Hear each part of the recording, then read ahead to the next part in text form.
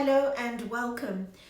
The typical tourist circuit in Ecuador, you start in Quito, spend a few days, and then you take a 2-hour flight to the Galapagos Islands and then possibly spend another 5 to 7 days there, exploring the various islands.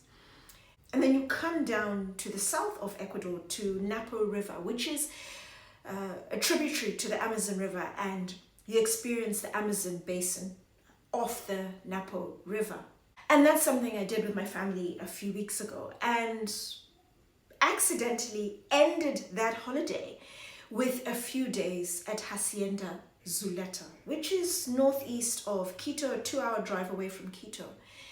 And it ended up being the best way to end the holiday because Ecuador is incredibly diverse. All three areas I've mentioned are very diverse in terms of the flora, the fauna, the vibe, the pace, the activities.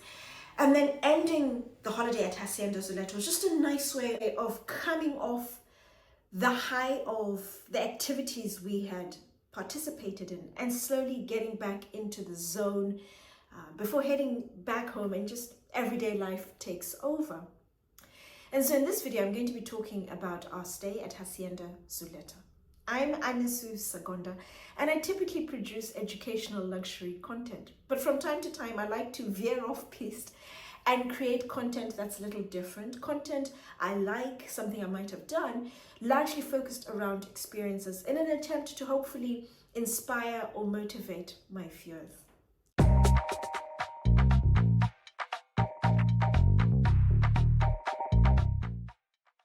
Hacienda Zuleta is located on the Avenue of Volcanoes, and it's a 2,000-hectare hacienda of lush green vegetation and rolling mountains. It's a cheese factory, first and foremost, but it's also a working farm and a hotel. It's a family-owned hacienda. It's owned by the Gallo Plaza Lasso family, and they are heavily involved in the day-to-day running of the business, and they've essentially opened up their house to guests.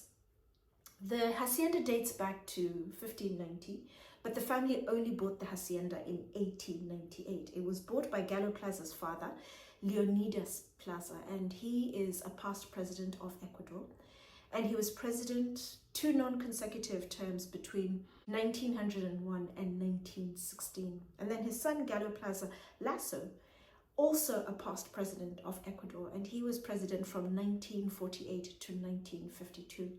And then about 30 years ago, they opened up the hacienda to guests to help pay the running costs of the hacienda.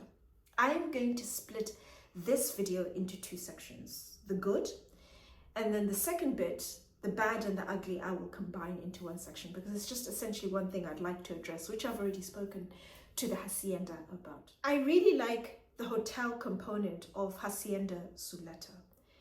It's a small hotel, but a wonderfully intimate hotel. 21 rooms in total. And if the hotel is running at full occupancy, there will never be more than 50 guests staying at the hotel at any one time. When we arrived, we were warmly welcomed, which is what I would expect by our host. And your host is essentially an experienced maestro. And your host stays with you during the entire course of your stay. They will touch base with you 3-4 times a day just to ensure that you're having a good time, to advise on activities, organize, and then to touch base and make sure you're actually enjoying the activity. When you're staying at the hacienda, you can be as active or as inactive as you would like.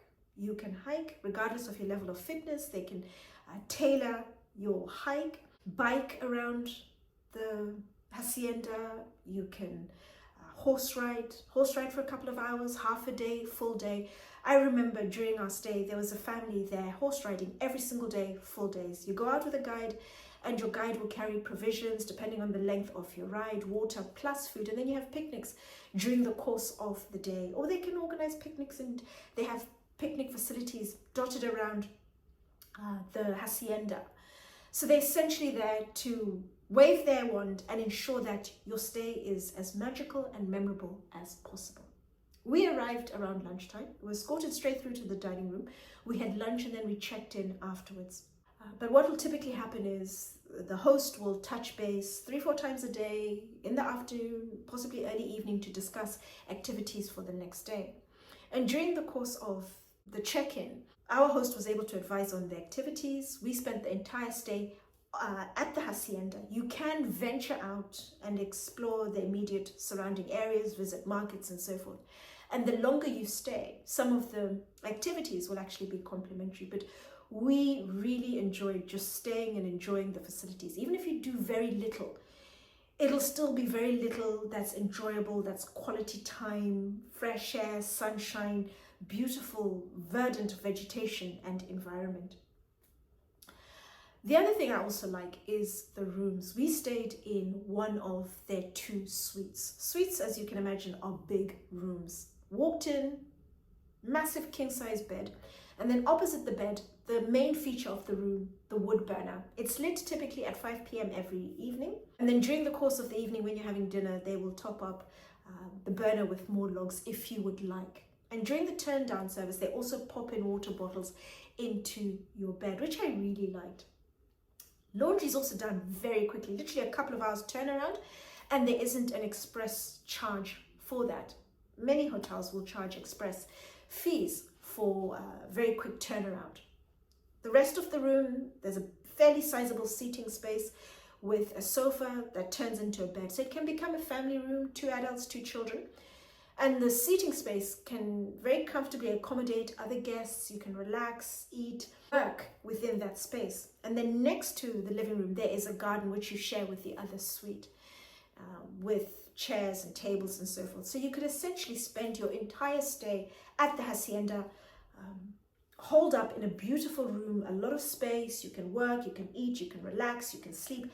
And then the bathroom, absolutely stunning jacuzzi bath. I remember one evening after enjoying the spa, coming back and they had run a hot bath with loads of bubbles and petals all around. So it was incredibly beautiful and very romantic, might I say. The other thing I like about the hotel is the fact that the family who own the Hacienda state guests are to treat it as their home. Come and go as you please. And it's something they don't pay lip service to. They really mean it.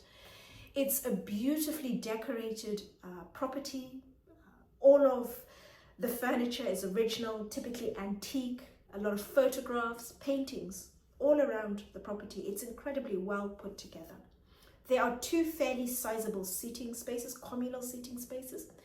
The first is the presidential lounge with 2 massive sized, life-size pictures of the first president, Leonardo Plaza, and then his son, Gala Plaza Lasso. And then there's also a library, and in the library, photographs of all of the family members, as well as Gala Plaza with the other presidents during his era, presidents he was well connected with, dotted around the presidential lounge. And the other lounge has tea-making facilities, juices, drinks. You can relax in there during the course of the day. And there's also an honesty bar tucked around the corner. And then in the evening, I like the fact that Margarita, Gala Plaza's youngest daughter, will have drinks in the living room with the guests. And every single guest is allocated time, personal time with Margarita. And you're able to ask questions about her family, the history, the property, and so forth. Ask as many or as few questions as you'd like. And then during the course of the evening, it's just before dinner, other guests will join you. And then you typically get to meet the other guests, and then conversation veers off in a number of different directions. The Hacienda also has a separate dining facility. If you are a family who would like alone time, you're celebrating a special occasion, you want something private, something discreet, or you're a group of friends, there is a private dining facility, dining room, seating space. There's also a little private bar, as well as a little nook with a TV if you'd like to watch a game, for example. But it's a wonderful space if you just want exclusivity, but you still want to be able to interact with the rest of the house, but retire and have your own meals privately with your group. The food served at the Hacienda is simple, it's non-fussy, but it's incredibly tasty. And that's because they use high quality ingredients that have been organically grown. 60% of the vegetables that are used at the hacienda are grown on site organically, and the balance that's needed is sourced locally, and it's also grown organically. It's a cheese factory first and foremost, and that translates to 1,200 kilograms of cheese being produced a day, which is 23 different varieties of cheese. 2 of those are award-winning. So every single meal at the hacienda, there is always a cheese board for you to try one of their different varieties of cheese. Their cheeses are retailed throughout Ecuador, and they're currently exploring retailing some of their cheeses in California in the United States of America. They have a fairly sizable herd of Holstein cattle. Some are resting, some are used for their meat that is served at the hacienda and then also retailed within Ecuador. And some of them are actually used to process the milk that then produces some of the byproducts that are then used for meals at the hacienda. They also process honey, and they have sheep that are reared on site, which are used for their meat. And they also have a trout farm, and the trout is again retailed within Ecuador, and then it's used for meals at the hacienda.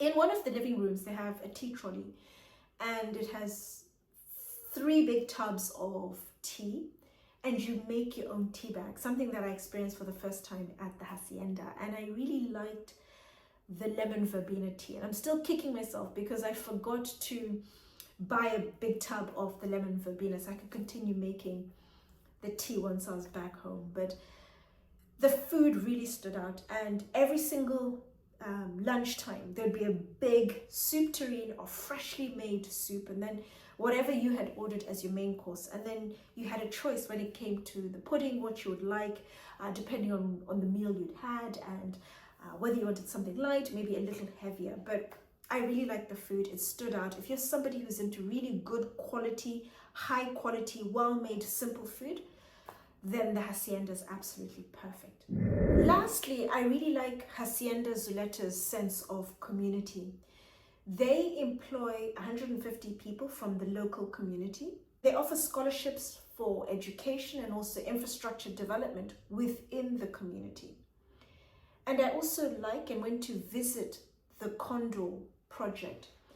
They are focused on rehabilitating as well as growing the condor population within South America. And they have a condor facility that's a 30-minute walk from the hacienda within the general hacienda area. And you get the chance to talk to an expert who's involved in the project. And it's fascinating. It's interesting, the dynamics at play and the impact it has on South America as a whole. My only gripe with the hacienda is the fact that some of their staff didn't have a sufficient command of the English language. They advertised the hacienda in a good number of English-speaking countries.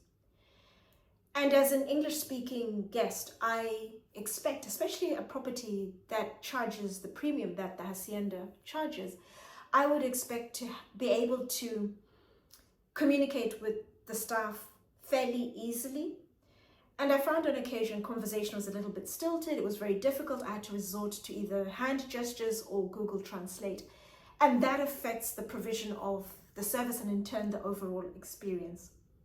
I remember chatting with Margarita one of the evenings, and she mentioned some of the staff are not confident. They are all trained to interact and speak to the guests in English and also Spanish, but some of the staff lack confidence. The brand are aware of this, but when you are charging guests a fairly sizable premium, when it comes to money, it can be a little bit tricky. And I think it's important, if you're looking for English guests, you need to provide staff that have a fairly decent command of the English language. But that's something the hacienda is aware of, and they're actively trying to address.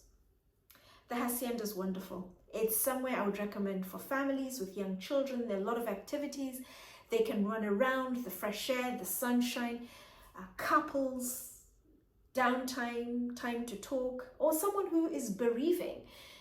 It's a great place to be able to walk, to get lost in your thoughts, and just relax and regroup. That was my time at Hacienda Zuleta. If any of my guests have been, please do let me know in the comments down below. I'd really like to hear what your experience was like.